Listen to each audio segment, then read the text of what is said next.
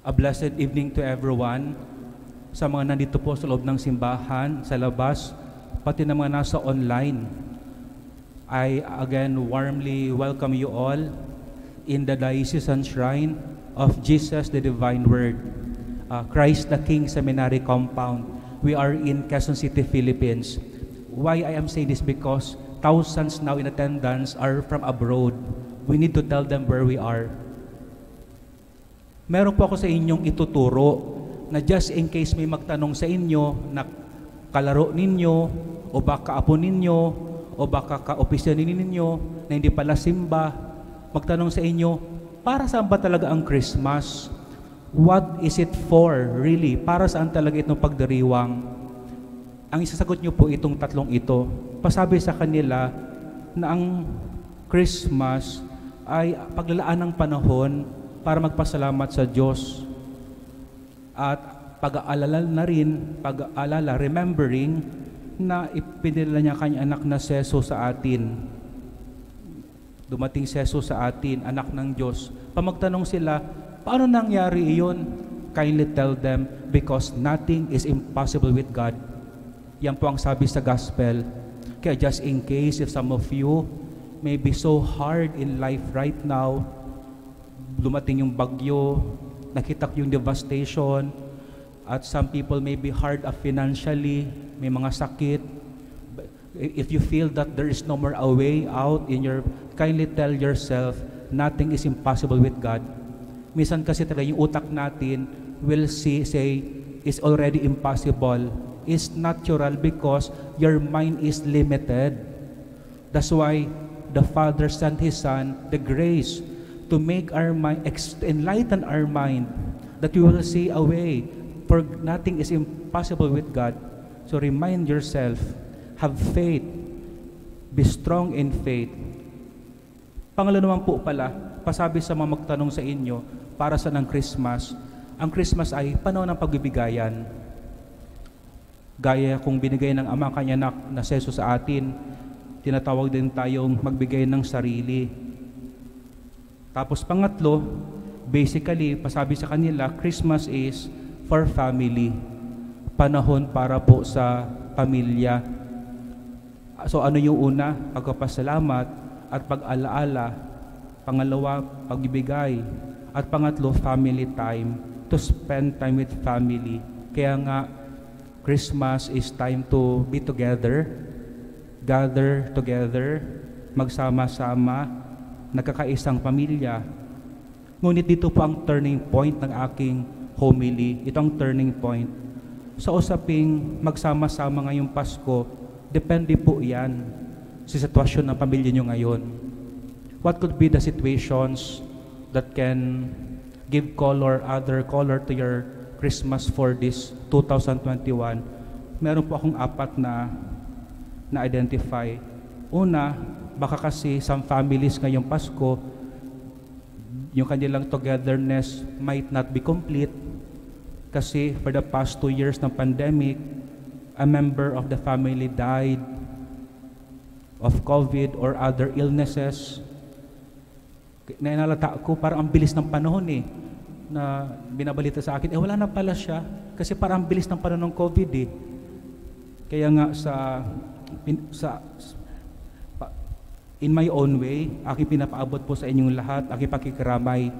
Kung meron sa inyo po dito na members of the family na nagpaalam in these 2 years of pandemic, my heartfelt condolences to all of you. Pangalawa, ang ibang case naman po na some families posible cannot be together this Christmas kasi their parents o yung magkakapatid working abroad or other parts of the country na it's difficult to be together. Kasi alam niyo naman ang mga Pilipino, ang ating, and we are already, maraming migrants. We have to accept that. 50% po ng nagsisimba sa shrine ay from other parts of the country, of the world, mga Filipinos. Pangatlo, maybe some families cannot be together this Christmas because some persons do not have a blood family to go home to. yung mga nasa orphanages, or baka in some special cases, both parents separated, naiwan siya sa kanyang lola o lolo. Some cases only, baka only child ka, then both of your parents nagpaalam na. So these are some of the special situations we have to consider. And fourth po, na baka ngayong Christmas, pang-apat na baka hindi tayo magkasama-sama kasi kahit kumpleto pa naman ang pamilya, kahit malalapit ang mga bahay, still they find no reason to see each other this Christmas. Instead, they find more reasons not to see each other. Why? Because of anger. Yung hidwaan sa pamilya, that's the one of the, I think, reason for Christmas not to be together. Mga irreconcilable conflict and quarrel, hatred and divisions, o indifference, you call it indifference, dahil sa wala nang pakialamanan sa isa't isa. And this is true. This is true. For what reasons saan galing, Father, yung awayan? Because siguro issue of inheritances, hatian ng mga mana, or quarrel in the past na hindi na isaayos, or baka very deep wound na kung magkita-kita pa sila tuloy, baka yung sugat ay mabuksan ulit. Kaya mas mabuti pa hindi na magkita para yung sugat maibaon ng malalim. Mas mahirap na magkita-kita pa, baka mas dumugo pa yung sugat. So it's better not to see each other again.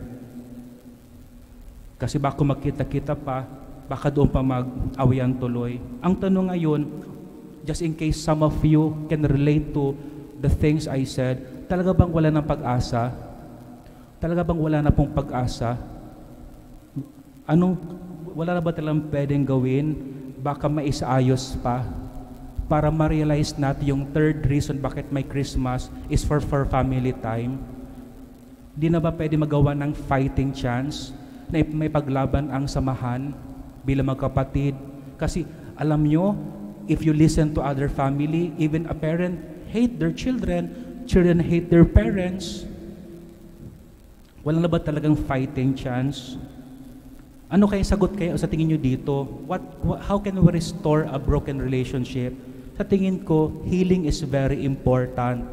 Pero ang tanong, where are we going to start the healing process? Hayaan niyo po akong magkwento para maisalarawan itong mga sinasabi ko. Itong kwento narinig ko sa pari namin back 2007. Itong pari namin, nag-apostolate siya sa isang presuhan. Nagmisa siya, after ng misa, may lumapit sa kanya. Nagpakilala itong lalaking ito na siya daw ay matapang. Walang kinakatakutan sa loob ng presuhan. Siya daw ay ang kinakatakutan. Wala siyang sinasanto. So baka siya yung mga busing-busing, yung mga mayor, may mga mayor sa loob ng presuhan. Tapos marami siyang nagawang krimen, that's why nasa loob siya ng presuhan. Ngayon, itong pari namin bumalik ulit para magbigay ng recollection. Alam niyo ba yon, recollection? Doon sa recollection ng pari na to, ang laman ng kanyang talk ay yung gaano man akala mo na ikaw ay masama o madumi, merong pa rin nagmamahal sa iyo. So yun yung tema ng pari. Merong handang magpatawad, tanggapin ka bilang anak niya, at ito ay ang Panginoong Ama. Alam niyo, while the priest is saying these words, sa likod nang may nagtutok siya, para may bata daw na naghagulhol na umiiyak. Then he noticed, yun yung mayor, yung walang kinakatakutan. He was crying like a child. The same person na lumapit po kay Father. Tapos, alam niyo naman sa recollection, may sharing. So right turn na rin, after ng talk ni Father, pinashare na siya what made him cry. Kasi sabi niya, Father, pinatid niya sa kanyang mga kakosa, kasi sa buong buhay niya daw, inakala niya na basura ang buhay niya. Wala siyang saysay. Kasi from the very start, he never knew what love is. Wala nagmamahal sa kanya. Kaya narinig niya na may mahalaga pala ang buhay niya, may Diyos na nagmamahal. Yung puso niya daw ay parang kandila. na sinindihan, at habang nagpapatuloy yung talk ni Father, naliwanagan ito at para natutunaw yung mga puot, galit at sama ng loob. Kasi alam niyo yung kwento ng buhay niya. He walked up into the world na ang tatay niya ay alcoholic. Diba? At yung tatay niya daw ay mananakit physically. Na pag nakainom, kaya nakakita siya ng bintana, galit siya eh. Kasi doon siya lagi tinatapon ng tatay niya. Tapos one day daw, to cut the story short, parang nagkamali siya minsan, tapos yung tatay niya, binitay siya sa loob ng sako, doon sa labas ng bahay. 3 araw daw siya nagsisigaw-sigaw, walang kapatid na tumulong, kasi takot lahat sa tatay, pati yung nanay takot. Nakalaya siya eh. Then lumayas na siya sa bahay nila. Then doon na siya nagsimula, palaboy na siya. Then he learned the life of a criminal. Kaya sabi niya daw, pag nanununtok siya, gusto niya manuntok eh. Kasi nakikita niya ang mukha ng tatay niya. At natuto siya mamaril. Habang pinipindot niya ang gatilyo ng baril, gusto niya kasi nakikita niya mukha ng tatay niya. Mga kapatid, sabi niya, but the word of God touched his heart despite the pain. But this is to tell you, this is one of the case study that indeed some family might have very deep wound. And when all of us need healing, it's a start of his journey toward healing. And thanks be to God. Thanks, kaya nga mahalaga itong yung binasa, God becoming man, part of us. Kasi kung hindi ang Diyos nagkatawang tao, baka wala siya narinig na may nagmamahal sa Kanya. That's why Christmas is very important. Tell everyone, the greatest gift for today is Jesus coming to heal you, to mend your broken hearts, to bring you together, to restore you. For nothing is impossible with God. Remind to yourself, nothing is impossible with God. Nothing. To close his homily, so what are the lessons we can draw from the gospel and from the story? I said, I think, una, for some who never grew up from a ideal family, who hurt in the past, may mga disappointments sa parents, may mga pains, at whether you like it or not, the pains, and it will have an effect until today inside our heart. So the challenge to all of us is, allow Jesus to come to you, to heal your family.